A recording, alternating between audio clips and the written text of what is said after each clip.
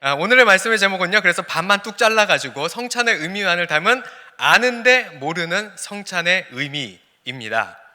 여러분, 아는데 모른다라는 말의 의미를 알고 계십니까? 이것도 잘 아는데 모르시는 것 같기도 한데, 우리 남성들은 굉장히 잘 압니다. 뭘 잘 아냐? 집에 가서 지금은 소파에 누워서 가만히 자빠져 있고 싶은데 설거지를 해야 될 타임이라는 것을 알아요, 몰라요? 압니다. 아무리 아내가 눈빛을 쏴 붙여 대다도 아는데 그냥 모를랍니다. 그게 아는데 모르는 겁니다. 음식물 쓰레기, 재활용 쓰레기 버려달라는 사인을 마구마구 보내지만 우리 남성들이요, 끝까지 승리합시다. 그냥 알지만 모를랍니다. 우리 아내가 이거 안 보길 바랄 뿐이에요. 이따가 설교를 안 봤으면 좋겠어요. 여러분, 오늘은 성찬주일입니다. 성찬의 의미 알고 있는데 모르지는 않는지 이 시간 우리가 생각해보는 시간이 되기를 원합니다.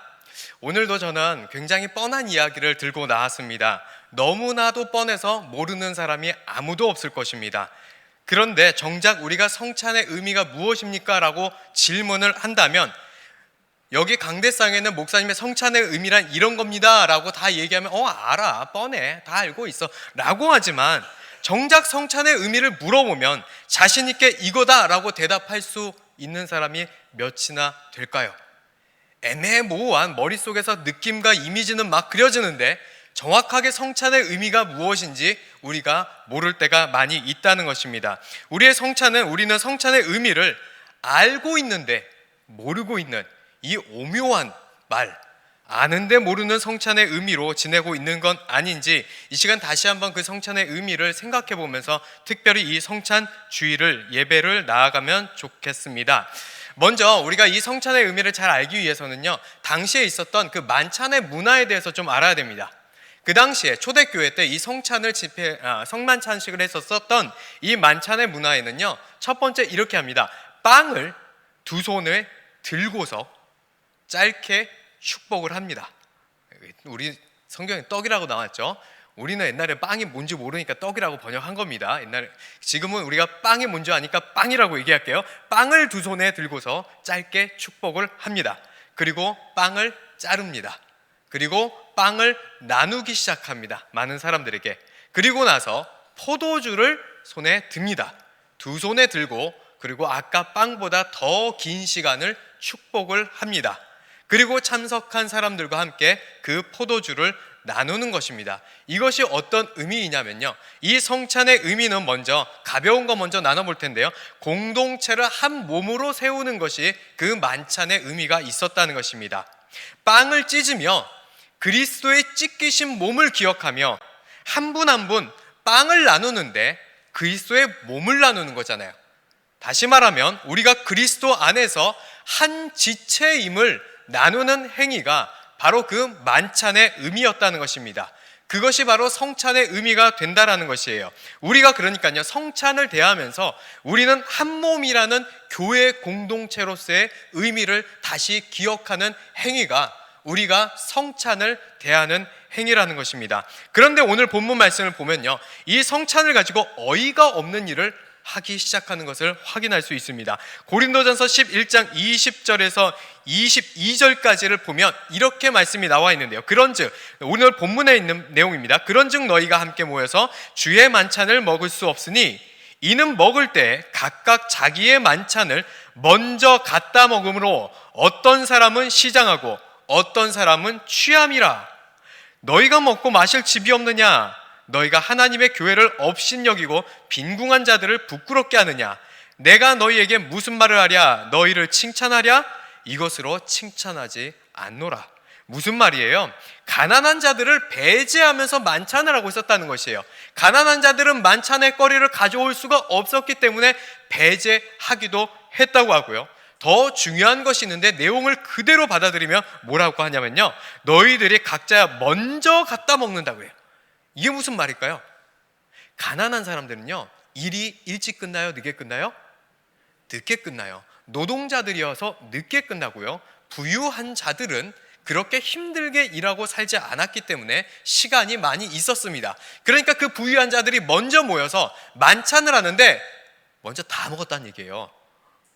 싹 다 지들끼리 먹고 가난한 사람들이 헐레벌떡 일 끝나고 집에 와보니까 아무것도 남은 것이 없다는 것입니다. 그 부유한 자들은 자기네들끼리 그렇게 충만하게 먹고 마시는 것을 즐겨하며 가난한 자들이 와중에 와서 먹을 것이 있던지 말던지 별로 상관이 없었다는 것이에요. 그래서 너무 즐기느라 배가 부르고 심지어 어떤 사람들은 취할 지경에 이를 만큼 그 포도주를 마셔대며 그것이 성찬이라고 그들은 그렇게 진행을 하고 있었다는 것입니다. 이들은 이 성찬과 만찬을 전혀 이해하지 못한 채로 이 예식에 참여하고 있었다는 것입니다. 그래서 성경은요, 엄청나게 무서운 이야기를 하는데 21절에 이 짓을 짓이라고 하는 게 딱 맞아요. 무엇이라고 표현하냐면요, 이를 먹을 때 각각 그 다음 뭐라고 하냐면요, 자기의 만찬이라고 표현하고 있습니다. 그런데 이 21절 앞에 원래 이들이 하고자 했었던 것이 무엇인지 나오는데, 그런즉 너희가 함께 모여 뭐라고 나오냐면요, 주의 만찬이라고 나와요. 주의 만찬을 하겠다고 모여서 이들은 자신들끼리 배부르고 마시고 그냥 내가 즐거우면 끝났었던 이것을 성경을 자기의 만찬이라고 표현했다는 것이에요. 주의 만찬을 하겠다고 모여서 결국 자기의 만찬을, 자기들끼리의 만찬을 했다라고 성경은 명확하게 구분하여 이야기하고 있다는 것입니다.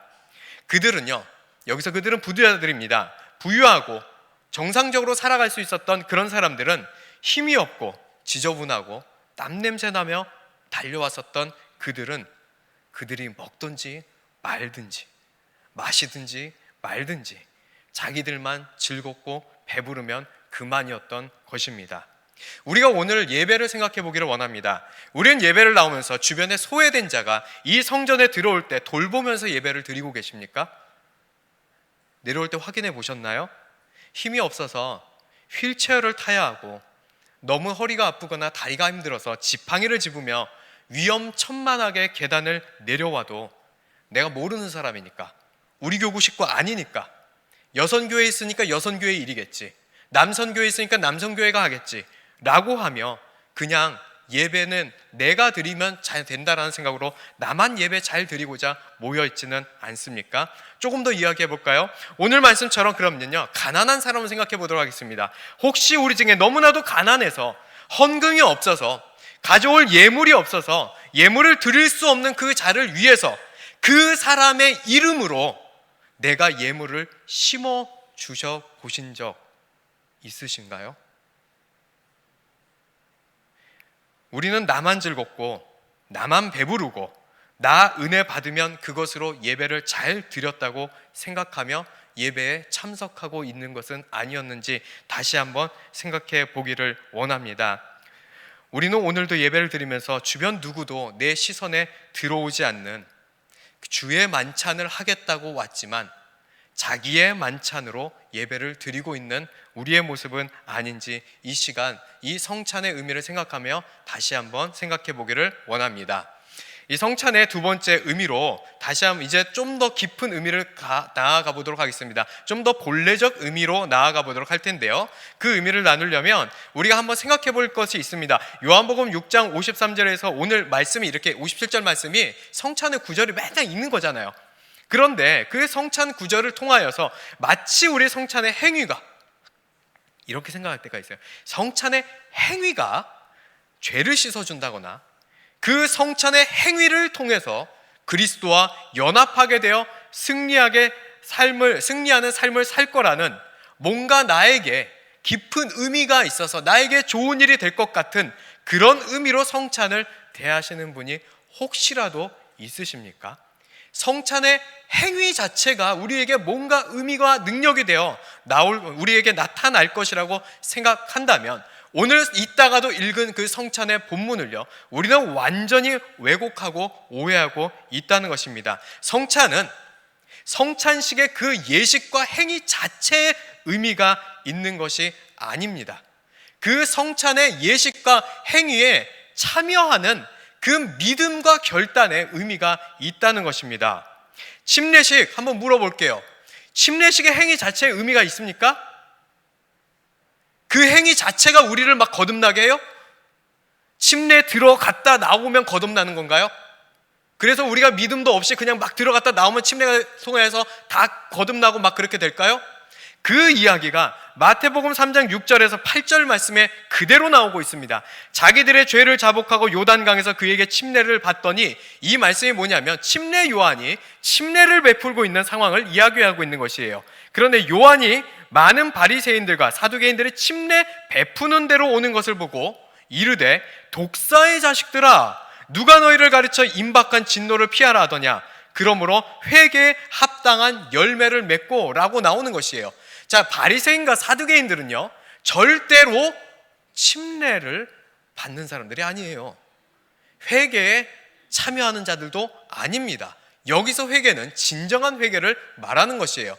회개를 하는 듯한 겸손한 모습을 보이기 위해서는 애를 쓸지 모르겠지만, 진정한 회개를 통해서 자신이 하나님 앞에 자복하고자 하는 자들이 아니라는 것입니다. 그런데 그들이 침례를 받겠다는데, 우리말로 따지면 믿지 않았었던 핍박하던 남편이 오늘 교회에 같이 나오겠다는데, 교회에 나왔는데 목사님이 야, 이 독사의 자식아라고 소리 지르는 것과 다를 바가 없는 장면이 지금 펼쳐지고 있다는 것입니다.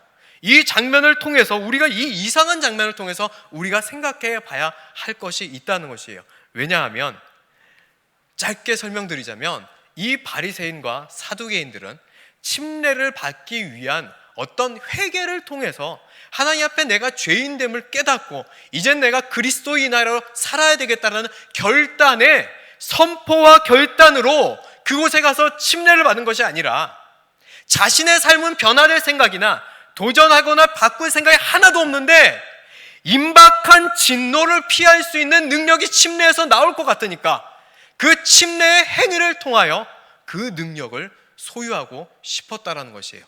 그래서 그 침례 자체에는, 행위 자체에는 아무 의미가 없다는 뜻으로 이 침례 요한이 그들에게 가라라고 한 것이에요.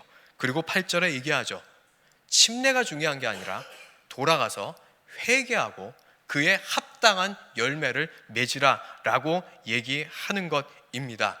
침례는요, 그 들어갔다 나오면 거듭나지는 것이 아니라요, 거듭남을 결단하고 이젠 내가 세상과 결별하고 오직 주님으로 살겠다라고 많은 사람들 가운데, 세상 가운데, 그리고 주님 앞에서 선포하는 예식이 침례라는 것입니다.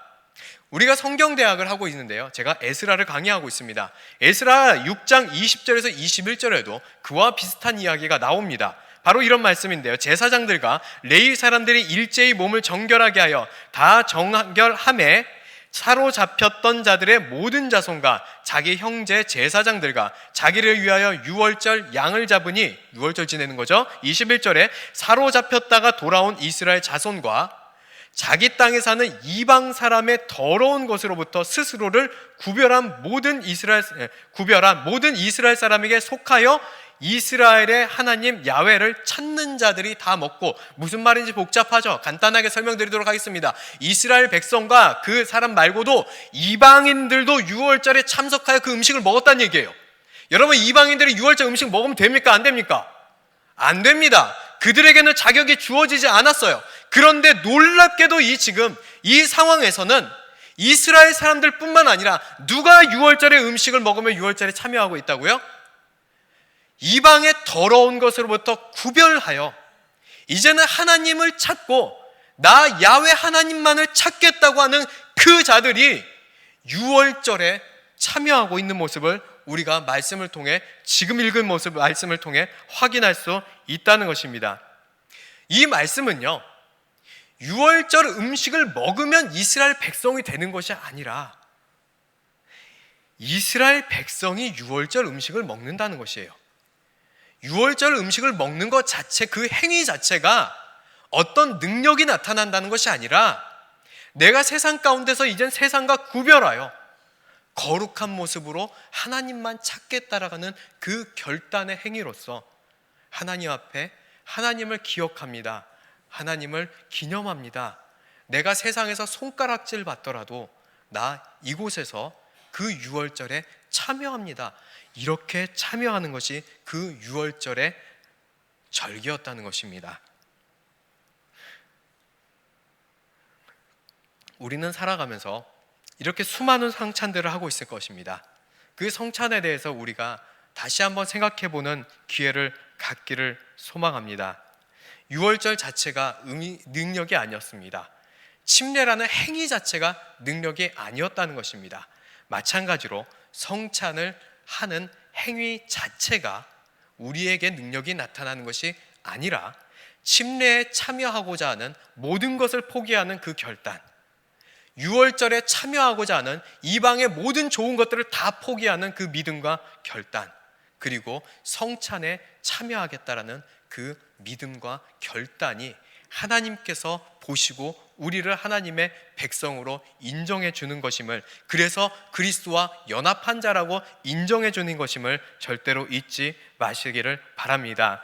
그래서 그 성찬의 행위 자체가 우리의 죄를 씻어주는 것 같다. 성찬의 행위 그 자체가, 중요한 건 행위 그 자체예요. 성찬의 전체적인 의미가 아니라 우리가 별로 믿음도 없는데 그냥 하던 거니까 그냥 성찬을 해야 되겠다, 이렇게 되면 나의 죄를 씻기는 거야. 이런 행위 자체가 우리의 죄를 씻어준다던가, 그 행위 자체가 그리스도와 연합하게 한다던가, 행위 자체가 나에게 능력을 줄 것 같다라는 그런 성찬의 의미는 우리 마음속에서 지금부터는 생각하지 않기를 바랍니다.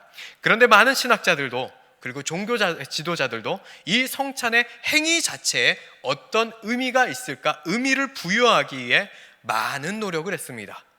많이 궁금했던가 봐요.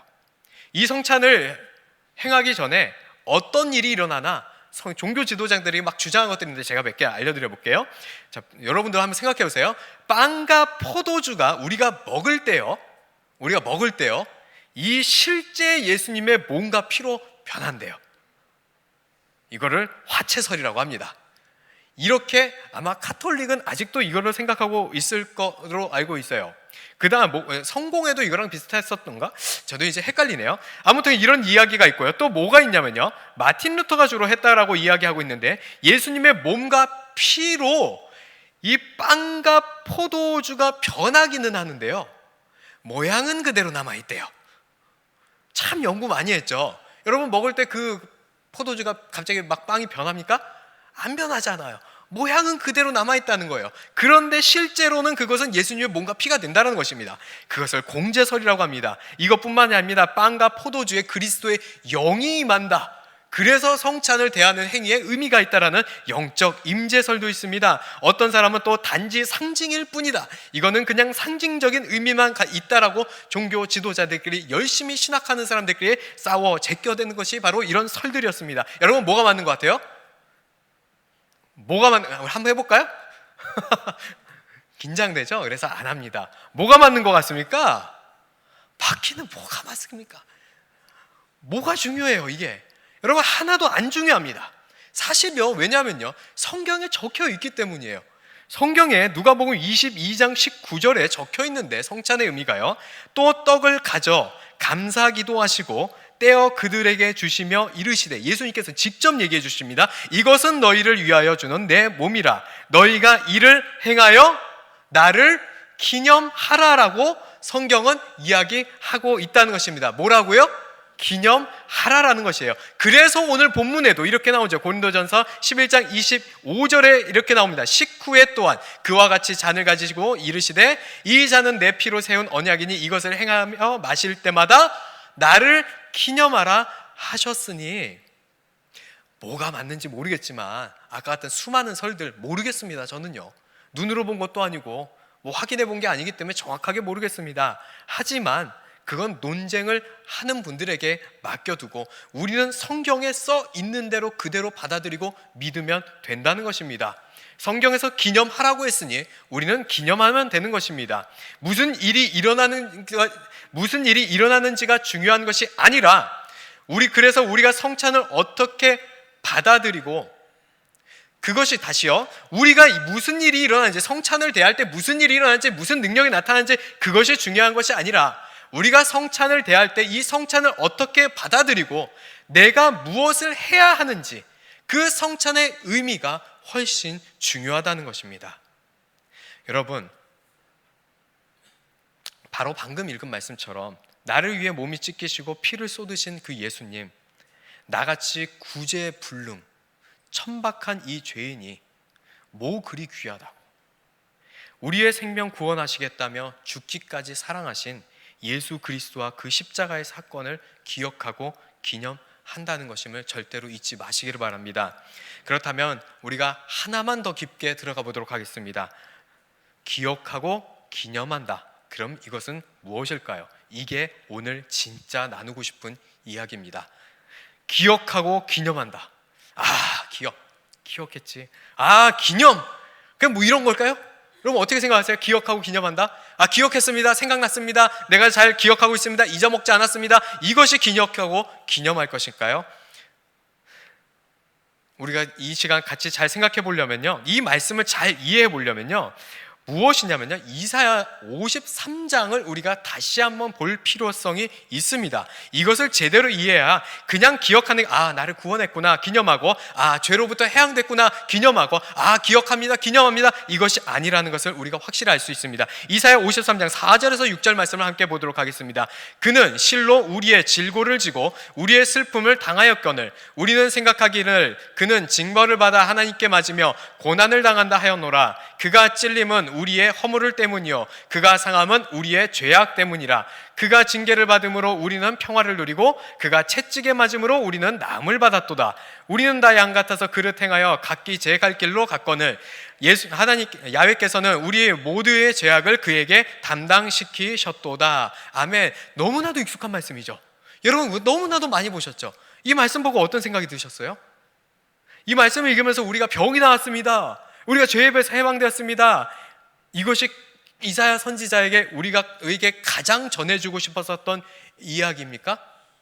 그럴 거라고 생각하면서 이 말씀을 매번 보고 와셨던 분들 많이 있을 것입니다. 그런데요, 이렇게만 이 말씀을 보면요, 정말 중요한 그 의미를 놓치고 있다라는 것입니다.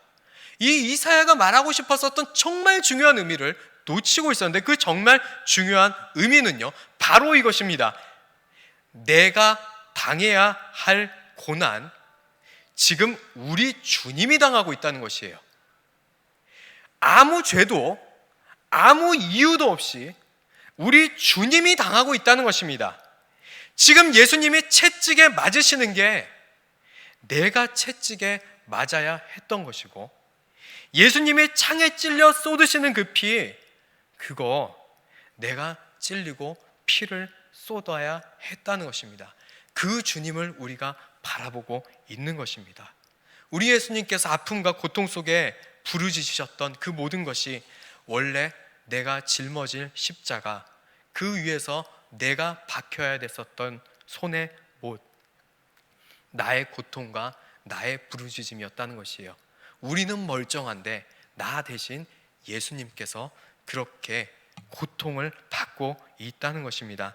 모든 것이 내가 치러야 될 내 죄값인데 지금 엉뚱하게도 예수님이 대신 당하고 계시다는 것이 이사야가 가장 전하고 싶었었던 이야기라는 것입니다.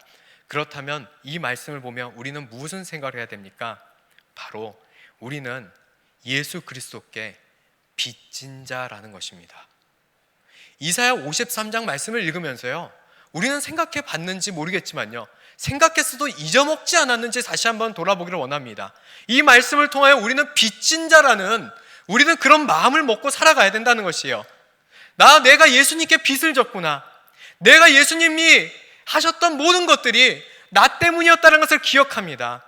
이제는 내가 빚진 자로 살아가겠습니다. 그것이 이사야 53장의 말씀이 우리에게 전하고 있는 가장 중요한 메시지라는 것입니다. 메시아가 오실 것이라는 예언의 말씀이자 메시아가 당할 고통이 다 우리 것이었다는, 정말 우리에게 전해주는 가장 큰 빚진 자로 살아가길 원하는 인생의 가치였다는 것입니다. 내가 예수님께 생명의 빚을 졌습니다. 그 고통의 빚을 졌습니다. 여러분 혹시 이거 처음 들으셨습니까? 그래서 오늘 말씀의 제목이 뭐라고요? 아는데 모른다고요. 처음 한 거 아니잖아요. 처음 들어본 거 아니잖아요. 우리가 그냥 관심이 없고요, 별로 생각을 안 했을 뿐입니다.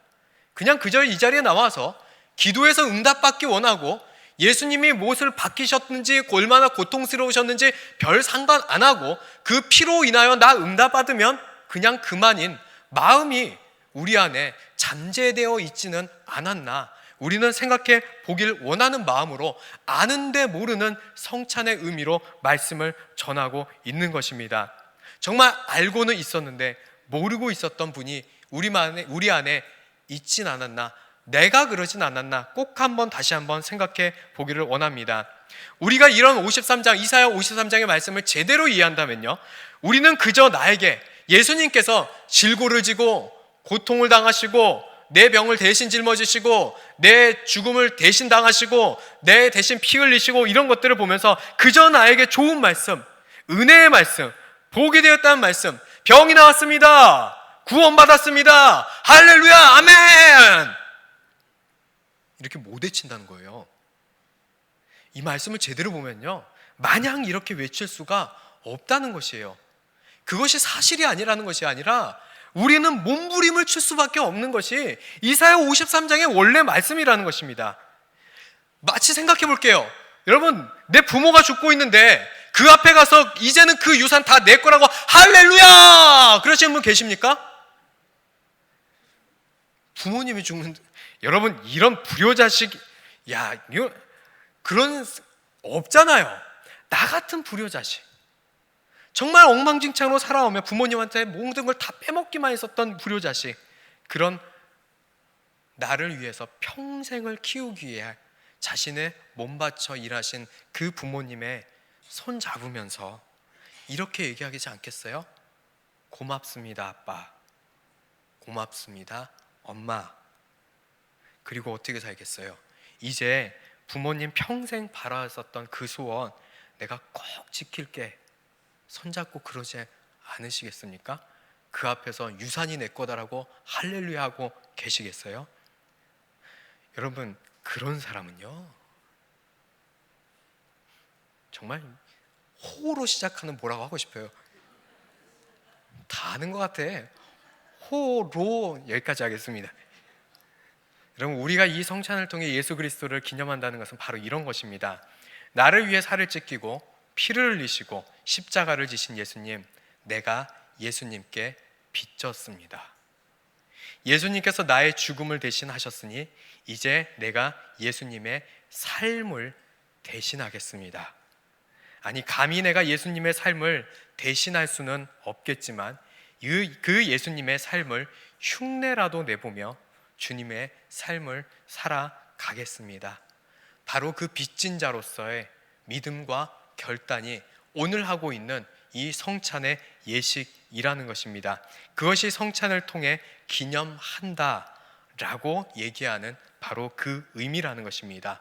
혹시 이 자리 가운데 아직 나는 믿음이 없어서 성찬에 참여할 수가 없는 사람이면은 정말 참여하지 않는 것이 더 좋다라고 말씀드리고 싶습니다. 이제 새 신자여서 이제 막 와서 이제 아직 예수님을 모르는 분들 계실 수도 있잖아요.